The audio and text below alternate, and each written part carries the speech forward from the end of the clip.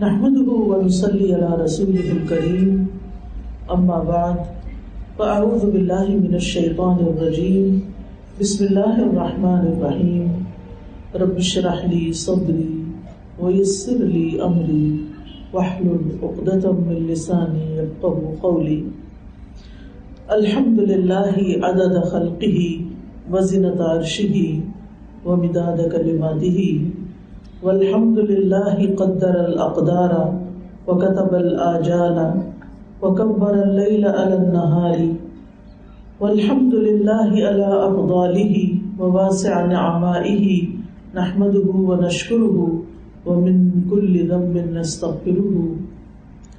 ہر طرح کی حمد، ہر طرح کی تعریف اللہ رب العزت کے لیے ہے، اس کی مخلوقات کی تعداد کے برابر، عرش کے وزن کے برابر، اس کے کلمات کی سیاہی کے برابر.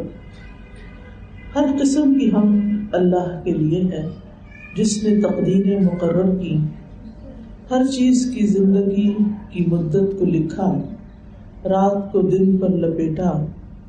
ہر قسم کی حمد اللہ کے لیے ہے، اس کے احسانات پر اور اس کی وسیع نعمتوں پر ہم اس کی حمد کرتے ہیں اور اس کا شکر ادا کرتے ہیں، اور ہر طرح کے گناہوں سے اس سے بخشش طلب کرتے ہیں کہ وہ ہمارے گناہ معاف کر دے، وہ جو ہمیں یاد ہیں اور وہ جو ہمیں یاد نہیں، وہ جن کا ہمیں احساس ہے اور وہ گناہ بھی معاف فرما دے جن کے گناہ ہونے کا ہمیں احساس تک نہیں. الحمدللہ کہ آج ہمارا شمار زندوں میں ہوتا ہے. اللہ نے ہمیں زندگی کی نعمت عطا کر رکھی ہے، لیکن یہ نعمت ایک محدود وقت تک کے لیے ہے، چند دنوں کی، چند مہینوں کی. اللہ ہی بہتر جانتا ہے کب تک ہم اس زمین کے اوپر ہیں اور کب ہمیں اس زمین کے نیچے اتار دیا جائے گا. لیکن جو بھی وقت ہمیں ملا ہے ہمیں اس کی قدر کرنی چاہیے، اس سے فائدہ اٹھا لینا چاہیے، اس وقت کو بہترین طریقے سے استعمال کرنا چاہیے. عمر کا ملنا اور لمبی عمر ہونا ایک امتحان ہے، انسان کے لیے آزمائش ہے کہ انسان کرتا کیا ہے، کیونکہ اس کے بعد انسان کے پاس کوئی بہانہ نہیں ہوگا کہ میرے پاس وقت کم تھا. کیونکہ اللہ تعالیٰ فرماتے ہیں قیامت کے دن خاص طور پر ایسے لوگوں سے کہا جائے گا اولم نعمرکم ما یتذکر فیہ من تذکر وجاءکم النذیر، اور کیا ہم نے تمہیں اتنی عمر نہیں دی تھی کہ اس میں جو نصیحت حاصل کرنا چاہتا وہ حاصل کر لیتا، اور تمہارے پاس خاص ڈرانے والا بھی آیا تھا، بس چکھو کہ ظالموں کا کوئی مددگار نہیں. مطلب یہ ہے کہ اللہ تعالیٰ نے ہمیں جو مہلت دے رکھی ہے، جو وقت دے رکھا ہے، اس میں ہم بہت سے سبق سیکھ سکتے ہیں، نصیحت حاصل کر سکتے ہیں اگر ہم چاہیں، اللہ کے دین کو جان سکتے ہیں، سیکھ سکتے ہیں. ہمارے پاس وقت ہے، لیکن ہم بہت چھوٹے چھوٹے کاموں، بعض اوقات بیکار کاموں اور فضول کاموں میں اپنا وقت لگا دیتے ہیں، کیونکہ ہمیں اپنی زندگی کی قدر ہی نہیں، ہم نے اپنی ورث ہی نہیں پہچانی. ہمیں یہ بات بھول گئی ہے کہ ہم صرف ایک بار اس دنیا میں آئے ہیں اور ہمیشہ رہنے کے لیے نہیں آئے. جس دن ہم آئے تھے اسی دن سے واپسی کا سفر شروع ہو چکا ہے. ہم واپس پلٹ کر جا رہے ہیں، جدھر سے آئے ہیں ادھر ہی جا رہے ہیں. یہاں رہ نہیں سکتے ہمیشہ، لہٰذا یہاں رہتے ہوئے جو وقت بھی ہمیں ملا ہے، جو مہلت بھی ہمیں ملی ہے، اس وقت سے صحیح فائدہ اٹھا لینا چاہیے. اس میں وہ کام کرنے چاہیے جو ہمیں فائدہ دیں، یہاں بھی اور اگلی دنیا میں بھی. فائدہ دینے سے مراد صرف خواہشات کا پورا کرنا نہیں، کیونکہ ہمارا بہت سا وقت صرف تمنائیں کرنے، خواہشات اور ان کی تکمیل میں گزرتا ہے. ہم وہ کام کرنا چاہتے ہیں جس پہ بس ہمارا دل خوش ہو، جس میں ہمیں مزہ آئے، اور وہ نہیں کرنا چاہتے جو ہمارے حقیقی فائدے کا ہے اور جس سے ہمیں کامیابی حاصل ہو سکتی ہے. نبی صلی اللہ علیہ وسلم نے فرمایا اللہ تعالیٰ اس بندے کا عذر پورا کر دیتے ہیں جسے اللہ نے 60-70 سال تک زندگی عطا فرمائی ہو. اللہ تعالیٰ اس کا عذر پورا کر دیتے ہیں، اس کا عذر پورا کر دیتے ہیں. یعنی جس کو 60 سے 70 سال کی زندگی مل گئی اس کے پاس تو کوئی بہانہ ہی نہیں رہ گیا کہ یا اللہ میں نیک کام نہیں کر سکا کیونکہ میرے پاس وقت نہیں تھا، میں مصروف تھا.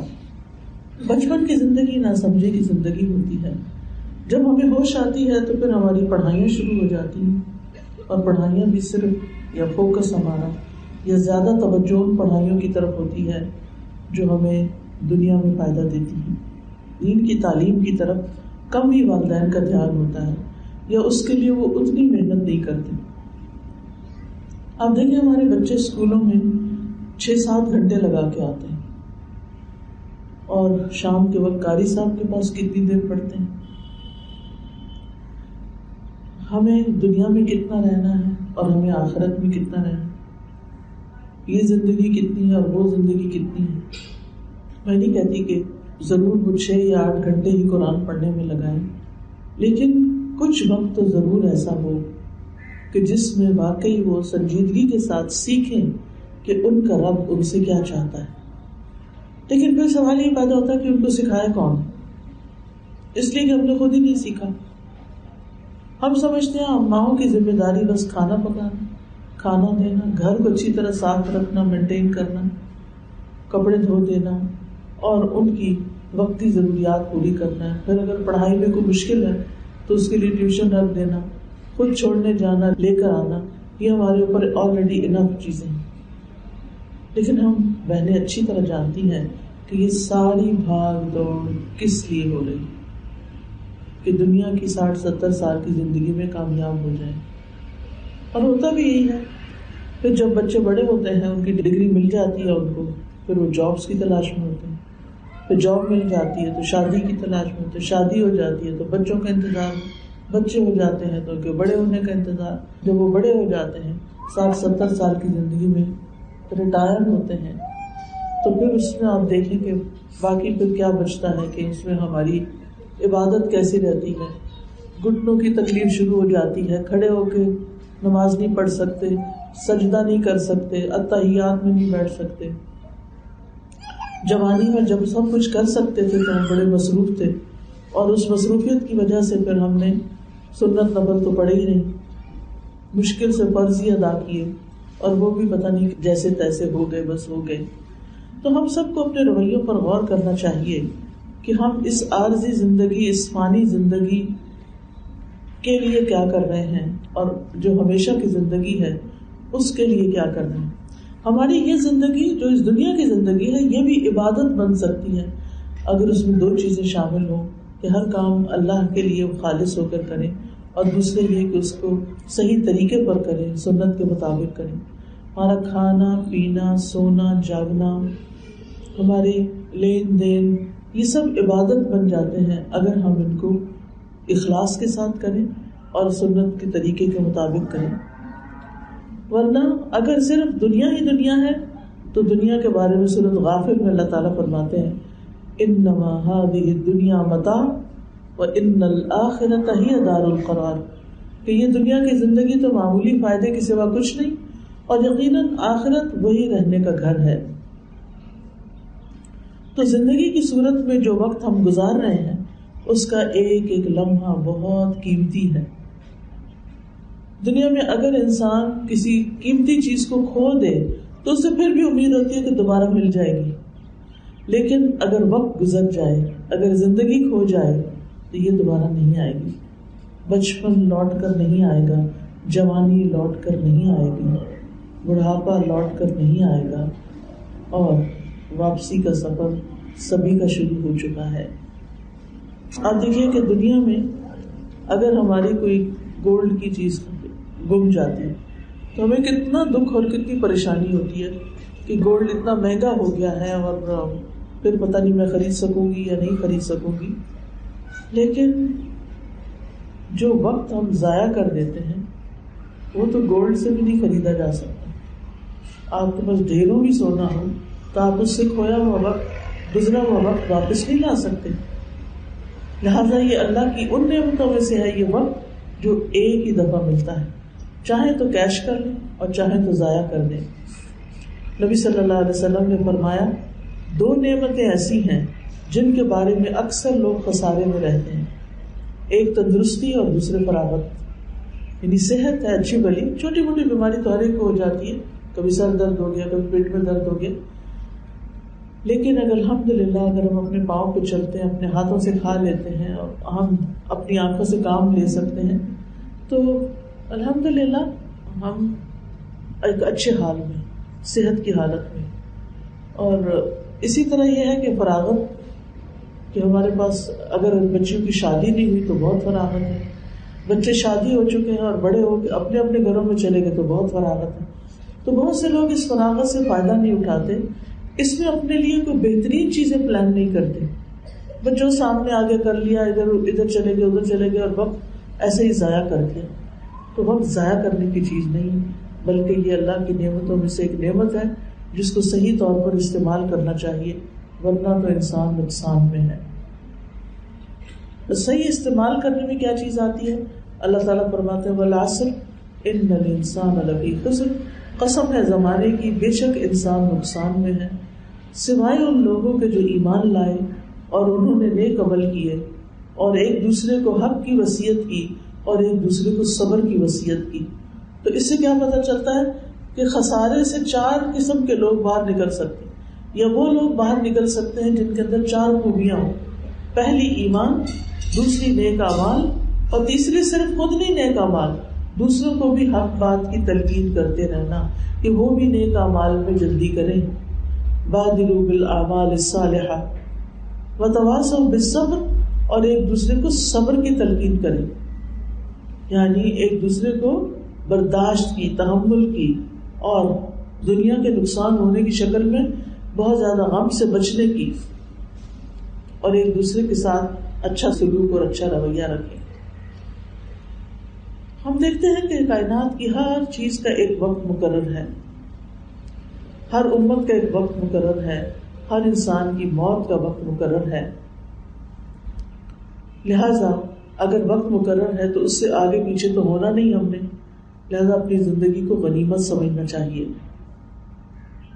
ابن عباس کہتے ہیں کہ رسول اللہ صلی اللہ علیہ وسلم نے ایک شخص کو نصیحت کرتے ہوئے فرمایا کہ 5 چیزوں کو 5 چیزوں سے قبل غنیمت سمجھو: اپنی جوانی کو بڑھاپے سے پہلے، اپنی صحت کو بیماری سے پہلے، اپنی مالداری کو فقیری سے پہلے، اور فراغت کے وقت کو اپنی مصروفیت سے پہلے. اپنی زندگی کو اپنی موت سے پہلے غنیمت جانو، کیونکہ مرنے کے بعد تو کچھ بھی نہیں کر سکتے. حالانکہ وقت بہت ہوگا، فراغت ہوگی، لیکن کچھ کر نہیں سکتے. آج جب دنیا میں ہمارے پاس وہی وقت ہوتا ہے تو ہم کیا کرتے ہیں؟ کن باتوں میں گزارتے ہیں، کن فضولیات کا شکار ہو جاتے ہیں. ہم سب کو اپنا محاسبہ کرنا چاہیے اور جائزہ لیتے رہنا چاہیے، اور موت سے پہلے پہلے اس زندگی سے فائدہ اٹھا لینا چاہیے. ہمیں یہ بات بھی یاد رکھنی چاہیے کہ جب انسان دنیا سے رخصت ہو جاتا ہے تو وہ دنیا کی نعمتوں سے محروم ہو جاتا ہے، لیکن اگر اس کی نیکیاں اس کے کام آتی ہیں تو اللہ سبحانہ وتعالیٰ اپنے فضل سے اس کو اس مشکل سے نکال لیتا ہے اور اس کو اپنی رحمت سے نیکی کی توفیق دے دیتا ہے. وہ کام جو دوسرے نہیں کر رہے تھے وہ اس کے لیے دل عزیز ہو جاتا ہے. پھر آپ دیکھیے کہ قیامت کے دن جو نعمتوں کا سوال ہوگا، حدیث میں آتا ہے کہ قیامت کے دن کسی شخص کے قدم اس وقت تک میدان حشر سے ہٹ نہیں سکیں گے، یہاں تک کہ اس سے اس کی عمر کے بارے میں سوال ہوگا کہ اس نے اپنی عمر کس چیز میں صرف کی، اپنے حاصل کردہ علم پر کتنا عمل کیا، اور اس کے مال کے بارے میں کہ کہاں سے آیا، کہاں سے کمایا اور کہاں خرچ کیا، اور اپنے جسم کو کن چیزوں میں گلا دیا. تو آپ دیکھیے کہ ہم سب سے یہ سوال ہونے والے ہیں، ہم ان کے کیا جواب تیار کر رکھیں، اور اس میں خاص طور پر عمر کو کن کاموں میں لگایا. کیونکہ جو فی سبیل اللہ آپ کام کرتے ہیں، اللہ تعالیٰ کی رضا کے لیے کام کرتے ہیں، تو پھر کیا ہوتا ہے؟ انسان قیامت کے دن کہہ سکتا ہے کہ یا رب میں نے اپنے جسم کو تیری عبادت میں بلایا، تیری اطاعت میں بلایا، تیرے دین کو پھیلانے میں بلایا. پھر اسی طرح ہم سب کو یہ بات بھی یاد رکھنی چاہیے کہ آج عمل کا وقت ہے اور کل قیامت کا دن آرام کا وقت ہے. لہٰذا اپنے وقت سے ہم میں سے ہر ایک کو آخرت کما لینی چاہیے، کیونکہ انسان کو جب جنت کی نعمتیں ملیں گی تو اس سے کہا جائے گا کلوا واشربوا ہنیئا بما اسلفتم فی الایام الخالیہ، کھاؤ پیو اور مزے کرو ان اعمال کے بدلے جو تم نے گزشتہ دنوں میں کیے، یعنی اپنی زندگی میں کیے. اور قیامت کے دن انسان کی حسرت بھی ہوگی اگر اس نے اعمال نہیں کیے ہوں گے. وہ کہیں گے وجیء یومئذ بجہنم یومئذ یتذکر الانسان وانى له الذکری یقول یا لیتنی قدمت لحیاتی. اس دن جہنم سامنے لائی جائے گی. اس دن انسان نصیحت تو قبول کرے گا مگر اس وقت نصیحت سے کیا فائدہ؟ کہے گا کاش میں نے اپنی اس زندگی کے لیے کچھ آگے بھیجا ہوتا، کاش میں نے اس زندگی کے لیے، قیامت کے دن کی زندگی کے لیے کچھ آگے بھیجا ہوتا، کوئی نیک اعمال کیے ہوتے. تو اس لیے ہر انسان کو آگے کی فکر ہونی چاہیے کہ وہاں کے لیے کیا ہے. اب کریں کیا، کرنے کے کام کیا ہیں؟ سب سے پہلی بات تو یہ ہے اللہ تعالیٰ کی پہچان کریں، اللہ تعالیٰ سے اپنا تعلق مضبوط کریں، اللہ کی محبت دل میں پیدا کریں. پھر یہ عبادات کو درست طریقے سے ادا کریں. نماز ہو اللہ کے لیے، روزہ ہو اللہ کے لیے، اپنے فرائض سے غافل نہ ہو. نمازوں کی حفاظت کریں، نمازوں کے اوقات کی حفاظت کریں اور نمازوں کو خالص اللہ ہی کے لیے ادا کریں. نماز سے اپنے وقت میں برکت پیدا کریں. اگر ہم چاہتے ہیں کہ ہمارے وقت میں برکت ہو تو جو ہی اذان ہو سب سے بڑی فکر یہ لگ جائے کہ میں نے نماز نہیں پڑھی ہوئی.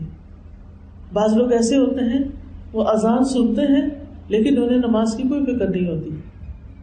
بعض ایسے ہوتے ہیں جو نماز کے وقت سے پہلے نماز کی ادائیگی کی فکر کر رہے ہوتے ہیں، اور بعض بندے اس درجے تک پہنچ جاتے ہیں کہ وہ نماز ادا کرنے کے بعد اگلی نماز کا انتظار شروع کر دیتے ہیں.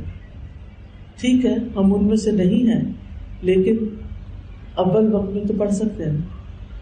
یعنی جو ہی اذان ہو، جو ہی نماز کا وقت ہو تو ہمیں بے چینی لگ جائے، اور جب تک ادا نہ ہو جائے تو ہم چین سے نہ بیٹھیں، کیونکہ نمازوں کی حفاظت کرنے والے کے لیے جنت کا وعدہ ہے، اور نمازوں کا وقت ضائع کرنے والوں کے لیے ویل ہے. پھر وقت کی پابندی کے ساتھ نماز پڑھیں، کیونکہ بعض اوقات ہم جیسے مغرب کی نماز ہے تھوڑا ٹائم ہوتا ہے، بعض لوگ جان بوجھ کے لیٹ کر دیتے ہیں تو اس کا اصل ٹائم نہیں رہتا. نبی صلی اللہ علیہ وسلم سے پوچھا گیا کہ سب سے افضل کام کون سا ہے، تو آپ نے فرمایا نماز کو اول وقت میں ادا کرنا. جو شخص عبادت کے لیے فارغ ہو جاتا ہے تو اللہ سبحانہ تعالیٰ کی محبت اس کو حاصل ہوتی ہے. پھر کثرت سے اللہ کا ذکر اپنائیں، کام کاج کرتے ہوئے، واک کرتے ہوئے، انتظار کے لیے بیٹھے ہوئے، یعنی کچھ بھی کرتے ہوئے اللہ کا ذکر کرتے رہیں. سبحان اللہ و بحمدہ، سبحان اللہ العظیم. پھر تیسری چیز قرآن کے ساتھ وقت گزاریں. یہ آخرت کی تیاری کی چیزیں ہیں. پھر اسی طرح قرآن سیکھنے اور سکھانے والے بہترین لوگ ہیں، لہذا ان بہترین لوگوں میں شامل ہو جائیں. پھر آپ دیکھیں کہ قیامت کے دن قرآن بذات خود سفارشی بن کر آئے گا اور بندے پر سایہ بھی کرے گا. قرآن پڑھنے والوں کا جنت میں مقام ہوگا. ایک حدیث تو پتہ چلتا ہے کہ ہر شخص اپنی تجارت کے پیچھے ہوتا ہے اور ہر تاجر سب کچھ چھوڑ کر جو قرآن کی طرف آتے ہیں وہ اپنی تجارت چھوڑتے ہیں. لیکن کیا ہوگا قیامت کے دن؟ قرآن بولے گا کہ یقیناً تاجر اپنی تجارت کے پیچھے ہوتا تھا اور آج میں ہر تاجر کو چھوڑ کر تیرے لیے ہوں. پھر اسی طرح بہترین نفع مند علم میں اضافہ ہوتا ہے. پھر اسی طرح ہمیں سیرت کی کتابیں پڑھنی چاہیے، اس سے بہترین نمونے ملتے ہیں ہمارے. ابھی آپ عمر بن عبدالعزیز کی جو لائف ہسٹری ہے اس کے بارے میں پڑھ کے کتنے موٹیویٹ ہو رہے ہوں گے کہ کیسے ایماندار اور کیسے تقویٰ والے انسان تھے. ہمیں بھی کچھ کرنا ہے. پھر وقت کو مفید کاموں میں گزارنا ہے، یعنی دینی کاموں کے علاوہ. صحابہ جو تھے فارغ لوگوں کو پسند نہیں کرتے تھے اور فراغت کے اوقات کو خوبصورت طریقے سے گزارنا چاہیے. فارغ بیٹھنے سے بہتر کام کرنا زیادہ فائدہ مند ہے، اور پھر زیادہ سے زیادہ مفید کام کرنا چاہیے، کیونکہ انسان ایک وقت میں کم درجے کا کام بھی کر سکتا ہے اور اعلیٰ درجے کا بھی. تو جو اعلیٰ درجے کا کام کرتا ہے اس کے کام میں برکت ہوتی ہے. پھر غیر اہم کاموں میں لگ کے اہم کاموں کو بھلانا نہیں چاہیے، اور بیکار باتوں اور بیکار کاموں میں نہیں لگنا چاہیے. سلف صالحین اپنے وقت کی بہت حفاظت کیا کرتے تھے. وہ کہتے تھے میں نے ایسے لوگوں کو پایا کہ وہ تم میں اپنے اوقات کے بارے میں زیادہ بخیل ہیں اور حرص رکھنے والے تھے جتنا کہ تم اپنے درہموں اور دیناروں پر حرص رکھتے ہو. تو اب آپ دیکھیے کہ درہم و دینار کے بارے میں ہر شخص فکر مند ہوتا ہے اور سنبھال کے ہوئے رکھتا ہے. تو کہتے کہ جتنا تم اس کے بارے میں فکر مند ہوتے ہو اس سے زیادہ تمہیں فکر مندی چاہیے. کس کے لیے؟ وقت استعمال کے لیے. سلف صالحین اپنے وقت کا ایک لمحہ بھی نہیں جانے دیتے. آپ دیکھیے کہ آپ نے حافظ ابن حجر اسقلانی کا نام سن رکھا ہوگا. ابن حجر اسقلانی کس کس کا نام آتا ہے؟ کون تھے وہ؟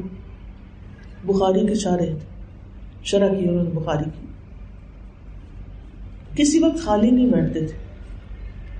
3 کاموں میں سے ایک کام ضرور کرتے تھے، یا عبادت، یا رائٹنگ تصنیف و تعلیم، یا مفید کتب کا مطالعہ.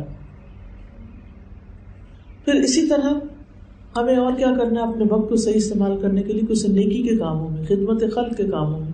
اور نیکی کے کام سوچتے ہی نہیں رہ جانا، آگے بڑھ کے کچھ کرنا بھی ہے. حدیث میں آتا ہے کہ کسی نیکی کو حقیر نہیں سمجھنا چاہیے. پھر راستے سے تکلیف دہ چیز ہٹا دینا، پانی کا گھونٹ پلا دینا، دوسروں کی مدد کرنا. نیک اعمال سے پھر کیا فائدہ ہوتا ہے؟ انسان کی عمر بڑھتی ہے. پھر یہ کہ کام کے لیے ٹارگٹ سیٹ کرے. صبح کے وقت لکھ لیا کرے کہ کیا کیا کرنا ہے، اپنے اوقات کو منظم کرے. دنیا اور اس کی فکر کو ہم و غم نہیں بنانا. پھر اسی طرح جو آپ نے ٹارگٹ سیٹ کیا ہو اس کے مطابق کوشش کرنی چاہیے. پھر اسی طرح اپنی زندگی کو محدود کرنے کی کوشش کرنی چاہیے. ہر چیز میں ٹانگ اڑا دینا، ہر چیز میں کچھ نہ کچھ کرنے کی کوشش کرنا، یہ چیز انسان کے لیے نقصان دہ ہوتی ہے. اور جب کسی کی ضرورت ہو تو انسان لیے دیے بھی ہو کے نہ کھڑا ہو، اپنے آپ کو پیش بھی کرے. پھر اسی طرح ضرورت کے مطابق کھانا، ضرورت کا سونا. زیادہ کھانا اور زیادہ سونا جو دلوں کو سخت کر دیتا ہے. پھر اسی طرح سادگی کو اختیار کرنا، کم سے کم سامان، کم سے کم چیزیں، کیونکہ بے مقصد سامان جو گھروں میں ہوتا ہے تو با مقصد کام نہیں ہوتے. با مقصد سفر کرنا، سفر سے گھر جلدی واپس لوٹنا. پھر اسی طرح ایسے کام کرنا جو فائدے کے ہوں لیکن مستقل مزاجی کے ساتھ کرتے چلے جانا، اپنے کام سے توجہ نہیں ہٹانا. پھر اسی طرح وقت کو ضائع کرنے والی چیزوں سے بچنا، جیسے لہو و لعب ہے، اور اسی طرح غفلت میں زندگی گزارنا، سستی کے ساتھ معاملے کرنا. انسان کی شخصیت کو عیب دار کر دیتی ہے سستی. اور آپ نے دیکھا ہوگا کہ جو لوگ وقت پہ کام کر لیتے ہیں وہ سستی سے باہر نکل آتے ہیں، اور جو لوگ کاموں کو مؤخر کرتے ہیں، لیٹ کرتے رہتے ہیں، وہ دراصل شیطان کے بھائی ہوتے ہیں. اور پھر کھانے پینے کو زندگی کا مقصد نہ بنا لیں. پھر اسی طرح بیکار کاموں اور بیکار باتوں میں وقت ضائع نہیں کرنا. لمبی امیدیں نہیں لگانا، سست لوگوں کی مجلس میں نہیں بیٹھنا ورنہ وہ آپ کو بھی سست کر دیں گے. اور جو آپ بچیاں ہیں، آپ اگر اس میں سے ایک بات بھی یاد رکھیں گی زندگی میں تو میرا یہاں آنا ورث ہوگا. اللہ تعالی ہمیں عمل کی توفیق دے. وآخر دعوانا الحمد للہ رب العالمین. السلام علیکم ورحمۃ اللہ وبرکاتہ.